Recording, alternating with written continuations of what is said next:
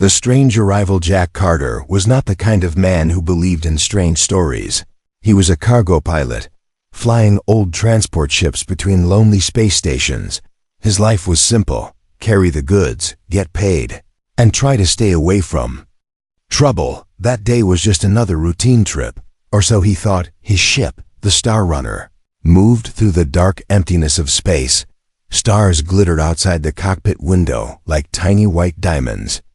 The navigation computer beeped softly, guiding him home to Earth. Jack leaned back in his seat, sipping cold coffee from a metal cup. It was peaceful, almost too peaceful. Then he heard it. A faint sound, like someone humming a slow, gentle song. At first, he thought it was coming from the ship's radio. He tapped the controls, switching channels.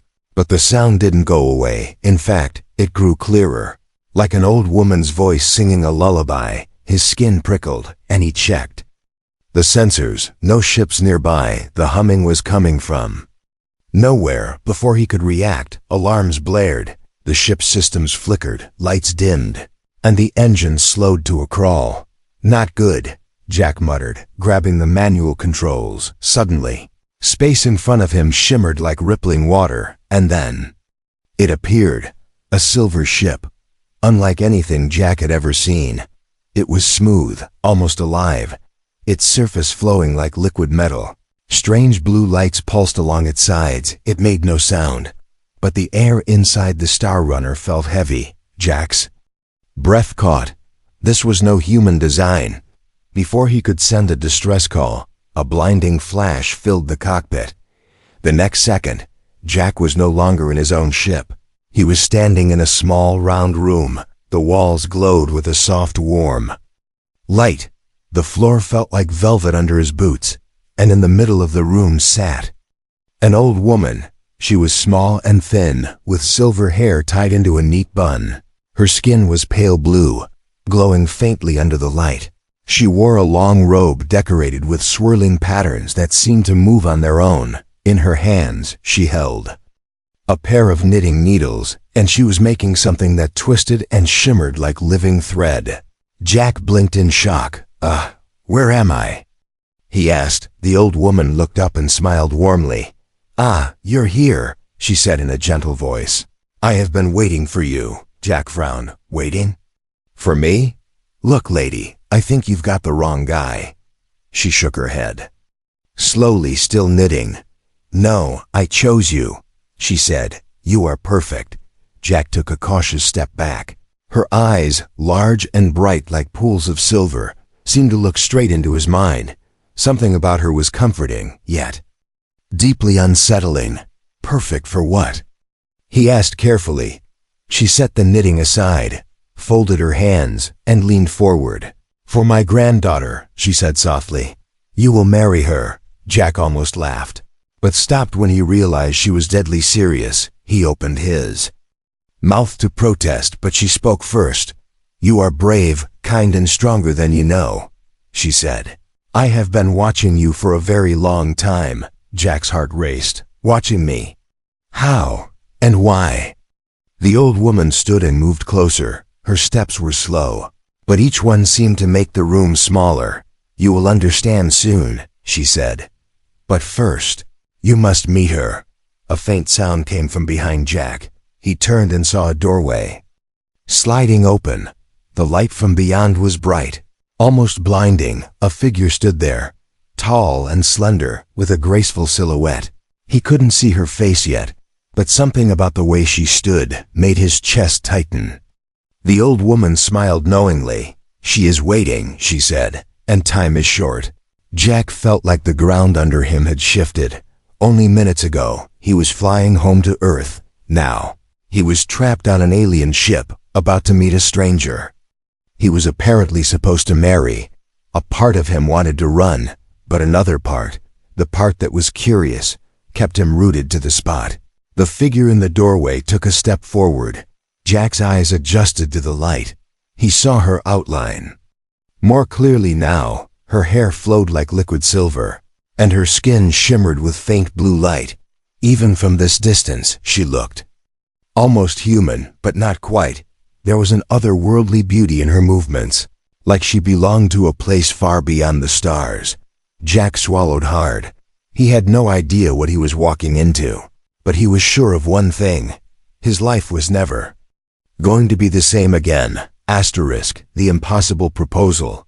The woman in the doorway stepped forward. Her silver blue skin caught the light in a way that made it look like she was made of moonlight. Her eyes were deep, almost too deep, like you could fall into them and never find the bottom. Jack stared, unable to speak for a moment. The old woman, the alien grandma, watched with a small smile, as if she already knew what Jack was thinking. "This is my granddaughter, Lyra," the grandma said. Her voice was calm, but there was a strange weight to it.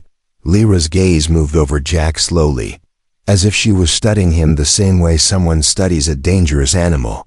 Curious, but cautious, Jack felt his mouth go dry. He gave a small, awkward nod.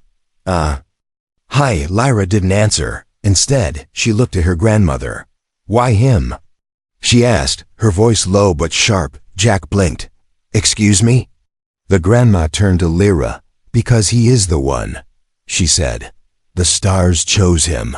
Jack threw up his hands. "Okay, hold on, stars chose me? This is insane." He took a step back, looking for any sign of a door, a window, a way out. The grandma followed him with her eyes. "Jack Carter," she said slowly, "you have crossed paths with death 3 times and walked away. Each time," her voice softened, "once when your ship lost all power near the asteroid belt." Jack froze, remembering. "Once when you saved a stranger from pirates at the edge of Saturn's rings." She continued, "And once when you flew into a storm on Titan to deliver medicine you could have left behind." Jack's jaw tightened. "How do you know all that?" he asked. "I have been watching," the grandma said simply. "For years." Lyra's expression shifted slightly, a flicker of interest, but still guarded. Jack shook his head. "Lady, I'm not a hero. I'm just a cargo pilot." The grandma's eyes glowed faintly. "You are much more." Then she said the words that made Jack's stomach twist. "You will marry Lyra." Jack laughed nervously. "Yeah, no, I think I'll pass."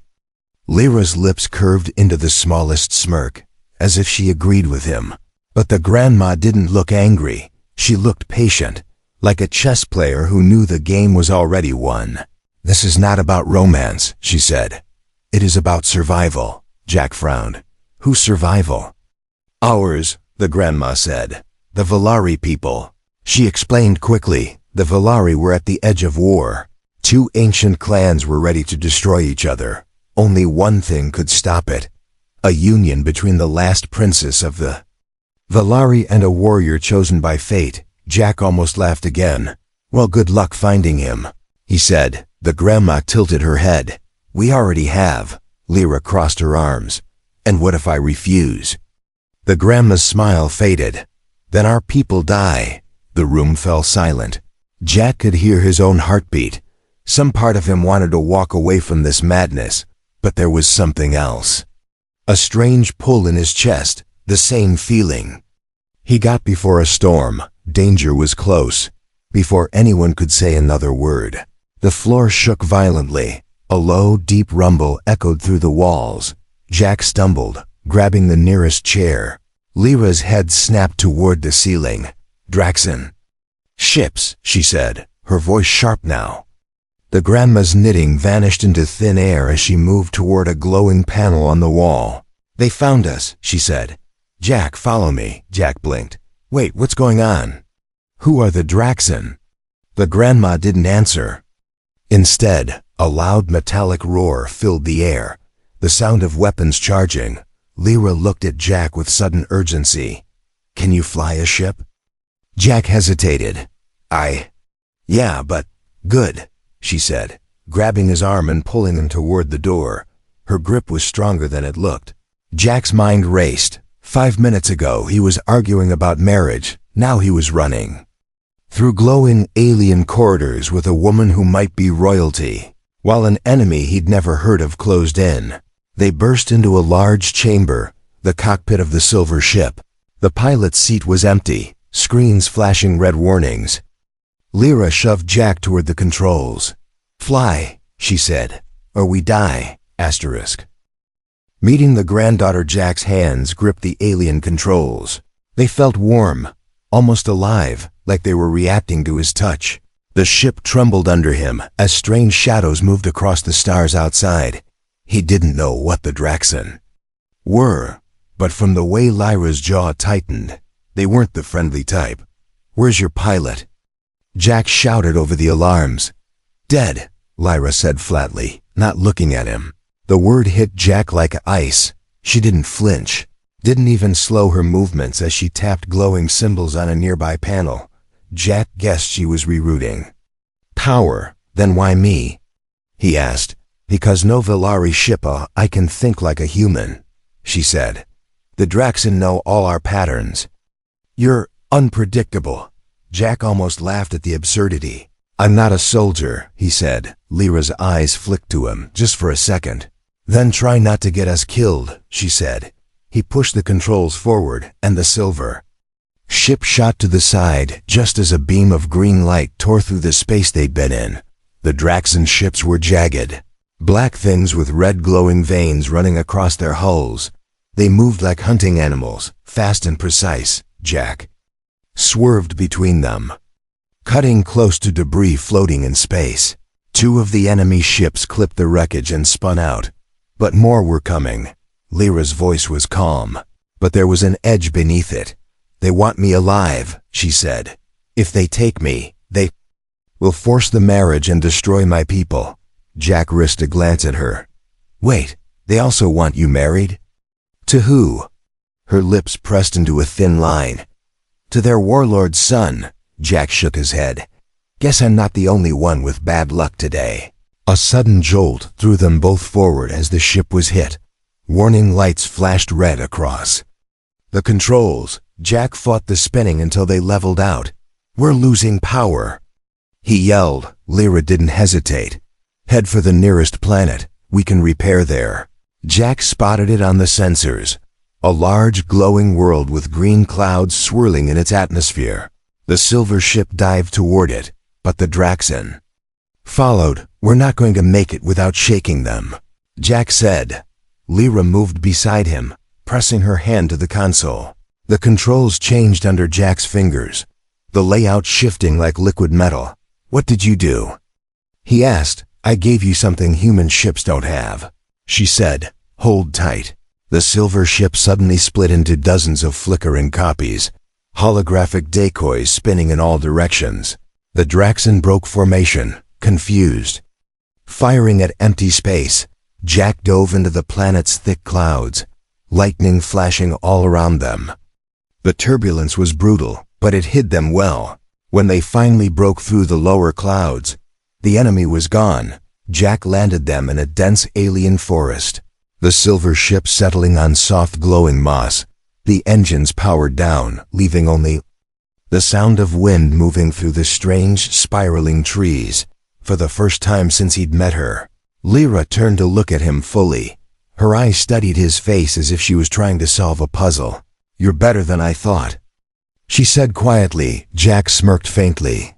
"And you're less terrifying when you're not threatening to marry me." Her lips twitched, almost into a smile.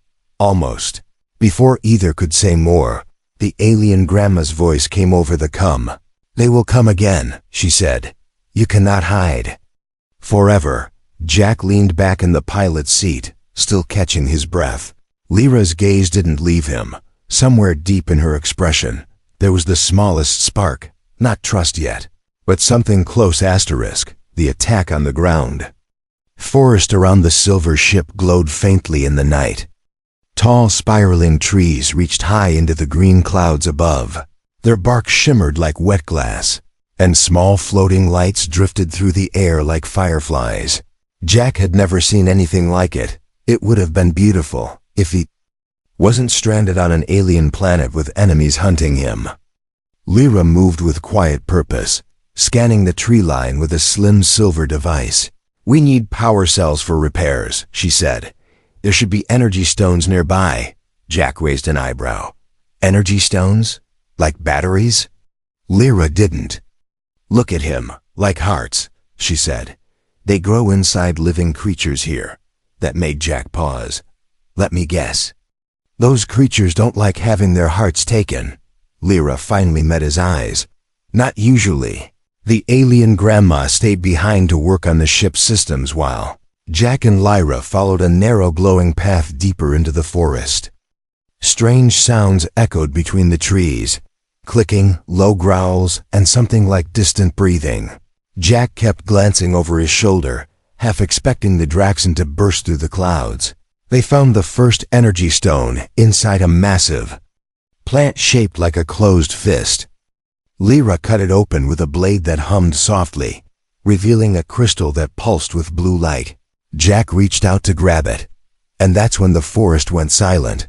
No wind, no insects, nothing. Jack felt the hair on his arms rise. Then he heard it, a low rumbling growl, deep and wet, like a crocodile's but heavier. Lyra's eyes narrowed. Run, she said. A shape exploded from the shadows. A massive predator with 6 legs and skin that shifted colors like liquid metal.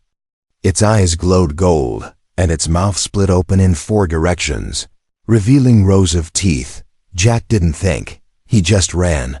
The creature crashed through trees behind them, faster than anything that size should be. Lyra darted to the side, tossing the energy stone to Jack. Don't drop it, she shouted. Jack clutched it to his chest and dove under a fallen tree as the monster slammed into it, shaking the ground.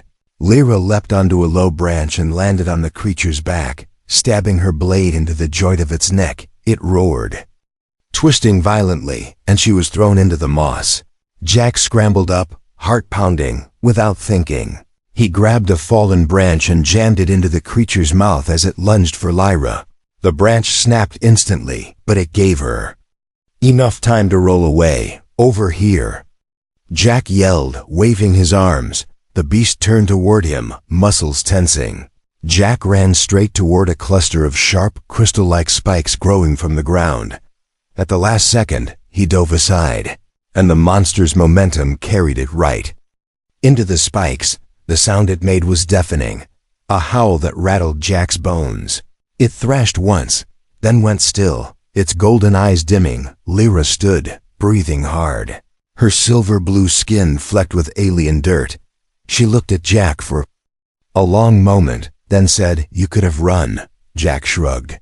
"And leave you to be lunch?" "Not really my style." She didn't smile, but her eyes softened. They pulled the second energy stone from the dead creature and began the walk back to the ship. The forest sounds slowly returned, but Jack couldn't shake the feeling they were still being watched. When they reached the silver ship, the grandma was waiting outside. Her expression was unreadable. "You work well together," she said quietly. Jack was about to reply when the sky above them lit up with red streaks. Draxon ships were breaking through the clouds, and this time there were many more than before. The truth: the sky above the alien forest burned red. Draxon warships cut through the clouds like black blades, their glowing veins pulsing with power. Jack's gut told him they had only minutes before the ships landed. But the alien grandma didn't look scared. She looked calm, almost too calm. "Get inside," she said. Jack and Lyra rushed into the silver ship with the 2 glowing energy stones. The grandma took them, slotting them into a panel, and the ship's systems hummed back to life. Jack expected her to order an immediate launch, but instead, she turned to him. "There's something you must know before we leave," she said. Her silver eyes locked on his. Jack frowned. "We can talk after we're not about to be vaporized." The grandma shook her head. "If you hear it later, you will refuse me." Lyra glanced between them, clearly tense. "Grandmother, this is not the time." "It is exactly the time," the old woman interrupted, her voice sharper than before. She stepped closer to Jack. "I told you I chose you because you are brave," she said, but that was only part of the truth. Jack crossed his arms. "Okay, what's the other part?" The grandma reached into her robe and pulled out something small, a black crystal. It pulsed faintly, like a heartbeat. "This," she said, is human. Jack blinked. That's not possible. It is, she said. It is a piece of a human mind, not just memories, but instincts, the will to survive. Jack's mouth went dry. How do you even have that? The grandma's voice dropped lower, because long ago, a human came to us. He was not from your time, but from centuries past. He was my husband. Jack stared. Lyra's eyes widened. You never told me that, she said. The grandma's tone softened for a moment. He saved my people once. But he died in the war against the Draxen. Before his death, I took a fragment of his mind and kept it alive in this crystal. Jack shook his head. And what does this have to do with me? The grandma's gaze was steady. You are his blood, she said. You carry what he carried. The instincts of a human who faced the Draxen and won. Jack took a step back. That's crazy. I don't even know who my real grandparents were. That is because they were not from your world, the grandma said. You are not fully earthborn, Jack Carter. Half of you belongs to the stars. Jack's pulse hammered in his ears. Lyra was silent, watching him with a new, unreadable expression. The grandma's voice was almost gentle now. You think I chose you because you are kind, she said. No, I chose you because you were already meant for this. Before Jack could respond, the ship shook violently as an explosion ripped through the forest outside. A Draxen beam had struck close. The grandma straightened, her calm returning. It begins again, she said. And this time, you will finish it. Jack looked from the glowing black crystal to Lyra. Her expression had changed, not cold now, but serious, as if she was starting to see him differently. He didn't know what was worse, the Draxen ships above, or the weight of the truth he'd just been given. Asterisk, the rescue mission, the forest was on fire. Green flames licked the spiraling trees as the Draxen ships descended through the clouds. Their black, jagged hulls looked like the bones of some ancient beast, and their red glowing veins pulsed faster now, like they could smell fear. The alien grandma's voice was steady, but her eyes were sharp. They will come for Lyra first, she said. If they take her, it is over. Jack didn't need a map to know where this was going. He glanced at Lyra. She was already strapping on her weapons, but before she could speak, Jack shook his head. I'm going alone, he said. Lyra froze. Alone? That's suicide. Jack tightened his gloves. If we both go, they'll expect it. They know you'll fight for her. But if I go alone, they'll think I'm desperate, and they'll underestimate me. The grandma's gaze narrowed. You have a plan, Jack didn't answer. Instead, he picked up the black crystal she had shown him earlier and slipped it into a pouch on his belt. I have more than a plan, he said. I have something they've never seen before. Before anyone could stop him, he sprinted into the forest. The Draxen troops were already moving through the burning trees, their armor black and ridged like insect shells. Jack stayed low, weaving between roots and ash until he saw the largest ship, a massive spear-shaped vessel with a glowing red core in its center. The guards at the landing ramp didn't see him coming. Jack threw a small metal sphere, a piece of Velari tech he'd pocketed earlier, and it released a burst of sound so high-pitched it made the guards clutch their heads.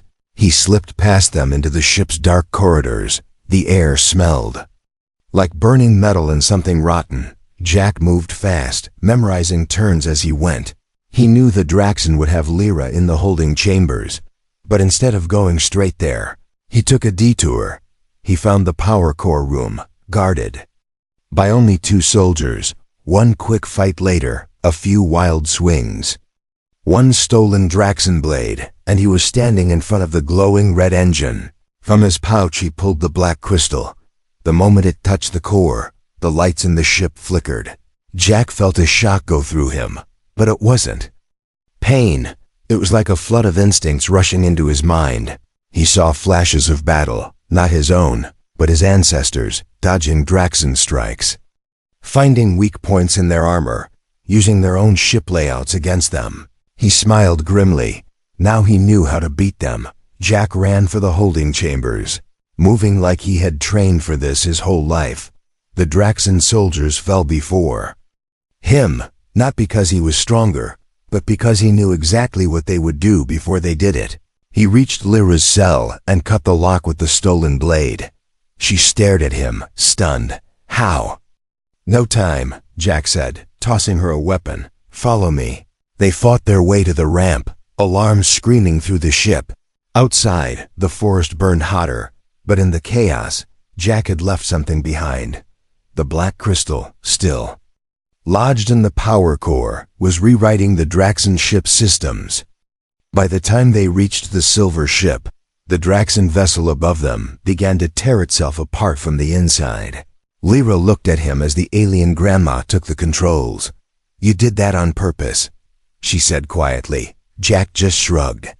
Sometimes the best rescue is one they don't see coming. Above them, the Draxan flagship exploded in a silent bloom of red light. But the grandma's voice was low and grave. This was only the first wave, she said.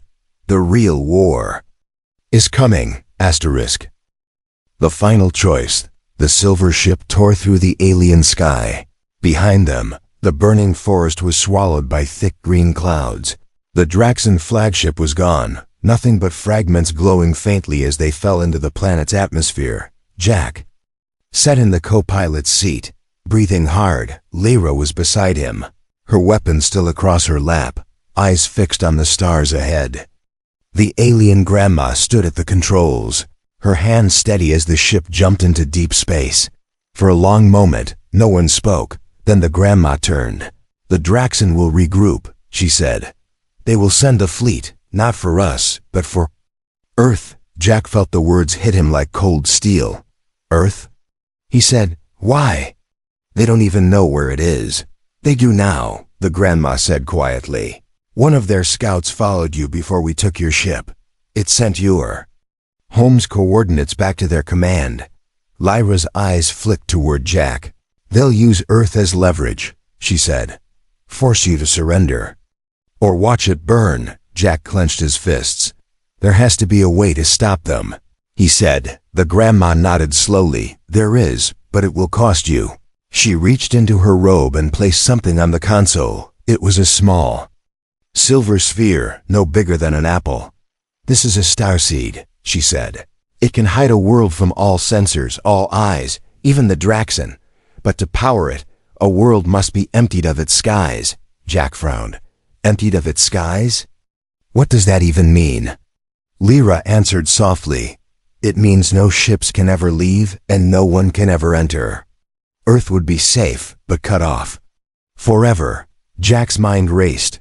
If he used the starseed, Earth would survive. But humanity would be trapped. No more space travel. No contact with the galaxy. No chance to grow among the stars. If he didn't use it, the Draxan might come and destroy everything. The grandma's eyes were fixed on him. You are the last one who can decide, she said. Your people. Or the stars. Jack looked at Lyra. For the first time since they met, she didn't look distant. Her expression was open, almost vulnerable. I won't tell you what to choose, she said, but whatever you decide, I'll stand with you. The silver sphere pulsed faintly in his hand. It was warm, like it was alive, like it knew the weight of what he was about to do. Jack took a deep breath. Somewhere outside the window, a shadow moved, maybe just the darkness of space. Or maybe the first ship of the coming Draxan fleet. He closed his eyes. When he opened them, his hand tightened around the starseed. The screen faded to black, and his voice, steady, low, spoke in the silence. I've made my choice.